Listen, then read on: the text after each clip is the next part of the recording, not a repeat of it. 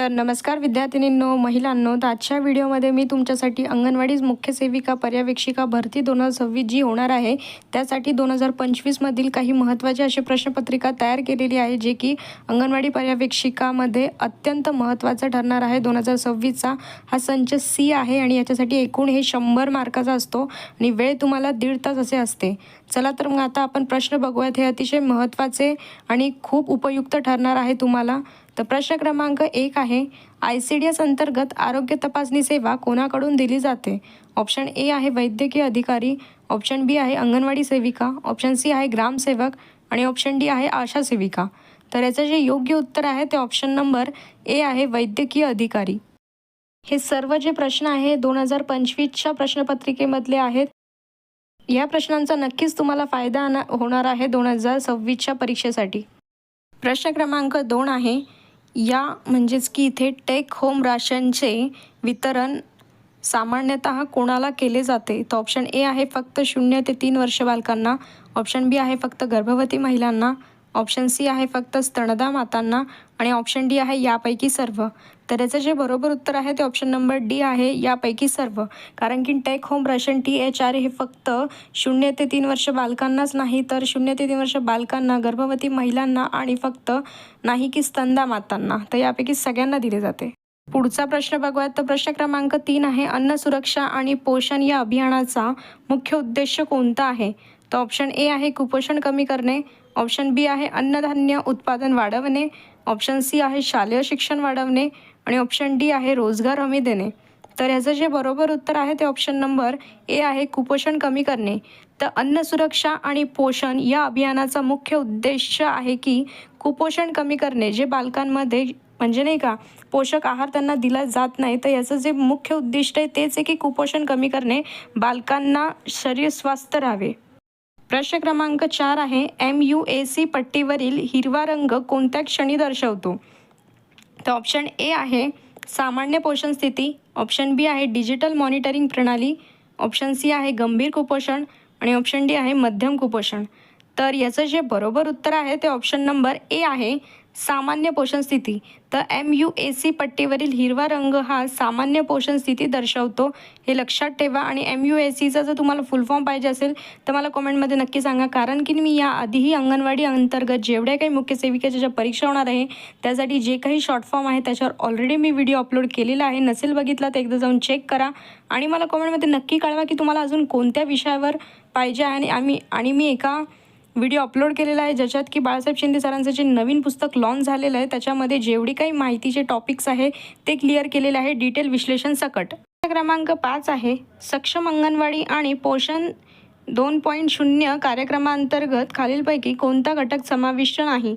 तर option A आहे अंगणवाडी इमारतीचे उन्नतीकरण, ऑप्शन बी आहे सेवा बंद करण्याचा निर्णय, ऑप्शन सी आहे डिजिटल मॉनिटरिंग प्रणाली आणि ऑप्शन डी आहे यापैकी नाही.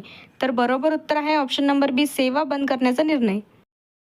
प्रश्न क्रमांक 6 आहे, अल्पवजन अंडरवेट असलेल्या बालकांची ओळख कशी केली जाते? तर ऑप्शन ए आहे वयाच्या मानाने उंची कमी असल्यास, ऑप्शन बी आहे उंचीच्या मानाने वजन कमी असल्यास, ऑप्शन सी आहे वजनाच्या मानाने उंची कमी असल्यास आणि ऑप्शन डी आहे वयाच्या मानाने वजन कमी असल्यास. तर अल्पवजन म्हणजेच की अंडरवेट हे ऑप्शन नंबर डी इथे बरोबर आहे, जे की आपण ओळखतो जर एखाद्या वयाच्या मानाने वजन कमी असल्यास. हा अतिशय महत्त्वाचा प्रश्न आहे आणि हे जे प्रश्न आहे हे वारंवार रिपीट झालेले प्रश्न आहेत. भलेही आपले हे 22 ते 18 वर्षाच्या नंतर ही अंगणवाडीची जाहिरात आलेली आहे, पण याआधी देखील हे प्रश्न विचारण्यात आलेले आणि 2025मध्ये खूप कमी प्रमाणात पद निर्माण झाले होते, पण झाले होते त्यासाठी हे जे प्रश्न आलेले आहेत हे त्यातनंच झालेले आणि TCS पॅटर्ननुसार. आणि एक अजून लक्षात ठेवा की आता नवीन अंतर्गत भरती आलेली आहेत, लवकरात लवकर अर्ज करून घ्या. प्रश्न क्रमांक 7 आहे, किशोरी पोषण कार्यक्रम प्रामुख्याने कोणत्या वयोगटातील मुलींसाठी आहे? तर ऑप्शन ए आहे 13 ते 19 वर्ष, ऑप्शन बी आहे 15 ते 19 वर्ष, ऑप्शन सी आहे 6 ते 14 वर्ष आणि ऑप्शन डी आहे यापैकी नाही. तर याचं जे बरोबर उत्तर आहे ते ऑप्शन नंबर ए आहे 13 ते 19 वर्ष. तर इथे लक्षात ठेवा किशोरवयीन मुलीचं जे वय असतं ते 13 ते 19 या वर्षात असतं, त्याच्यामुळेच इथं किशोरी पोषण कार्यक्रम प्रामुख्याने 13 ते 19 वर्ष या दरम्यान राबवला जातो. प्रश्न क्रमांक 8 आहे, पोषण साथी हे मोबाईल ॲप कोणासाठी डिझाईन केले आहे? तर ऑप्शन ए आहे फक्त सुपरवायझर, ऑप्शन बी आहे फक्त सेविका, ऑप्शन सी आहे फक्त लाभार्थी, ऑप्शन डी आहे सर्व युजर्ससाठी. तर याचं जे बरोबर उत्तर आहे ते ऑप्शन नंबर डी आहे, सर्व युजर्ससाठी. तर पोषण साथी हे मोबाईल ॲप हे सर्व युजर्ससाठी म्हणजेच की सुपरवायझर, सेविका, लाभार्थी या सगळ्यांसाठी हे ॲप डिझाईन केलेले आहे, बनवण्यात आले आहे. प्रश्न क्रमांक 9 आहे, खालीलपैकी कोणता पोषक घटक ऊर्जेचा मुख्य स्रोत आहे? तर ऑप्शन ए आहे जीवनसत्व, ऑप्शन बी आहे कार्बोहायड्रेट, ऑप्शन सी आहे प्रथिने, ऑप्शन डी आहे खनिज. तर याचं जे बरोबर उत्तर आहे ते ऑप्शन नंबर सी आहे, प्रथिने. तर खालीलपैकी जो पोषक घटक ऊर्जेचा मुख्य स्रोत आहे तर प्रथिने म्हणजेच की इंग्लिशमध्ये याला प्रोटीन असे म्हणतात. आजच्या या व्हिडिओमध्ये आपण अनेक असे प्रश्न बघितलेले आहेत जे की वारंवार रिपीट झालेले प्रश्न आहेत आणि याआधीही मी अनेक असे व्हिडिओ अपलोड केलेले आहेत ज्याचा तुम्हाला अंगणवाडी सुपरवायझर भरती 2026मध्ये नक्कीच फायदा होणार आहे. ज्यांना शिंदे सरांचं जे बाळासाहेब शिंदे सरांचं जे पुस्तक आहे नवीन अंगणवाडीचं जे आलेलं आहे ते त्यांना विकत घेण्यात येत नसेल तर त्याच्यावर देखील मी जे काही टॉपिक आहे त्याचं विश्लेषण माहिती तुम्हाला सांगितलेली आहे आणि त्याच्यावर जेवढे काही प्रश्न दिलेले आहेत त्याचे देखील मी व्हिडिओ बनवले आहेत. आता आपला एक शेवटचा आजच्या व्हिडिओमधला एक प्रश्न बाकी आहेत भाग 1चा. तर प्रश्न क्रमांक 10 आहे, राष्ट्रीय कुपोषण निर्मूलन मिशनची सुरुवात कोणत्या वर्षी झाली?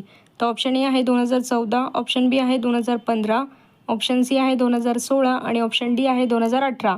तर याचं जे योग्य उत्तर आहे ते ऑप्शन नंबर डी आहे 2018. तर आजच्या व्हिडिओमध्ये आपला भाग 1मध्ये आपण हे 10 प्रश्न घेतलेले आहे. उद्याच्या व्हिडिओमध्ये भाग 2 मी अपलोड करणार आहेत. अशाच प्रकारचे आणखी व्हिडिओ बघण्यासाठी आपल्या चॅनलला लाईक, शेअर आणि सबस्क्राईब करा. नवीन असेल तर फॉलो करायला विसरू नका. धन्यवाद. आणि तुम्हाला कॉमेंटमध्ये नक्की मला कळवा की तुम्हाला कोणत्या टॉपिकवर व्हिडिओ पाहिजे असेल म्हणजे मी लवकरात लवकर बनवेल ते. धन्यवाद.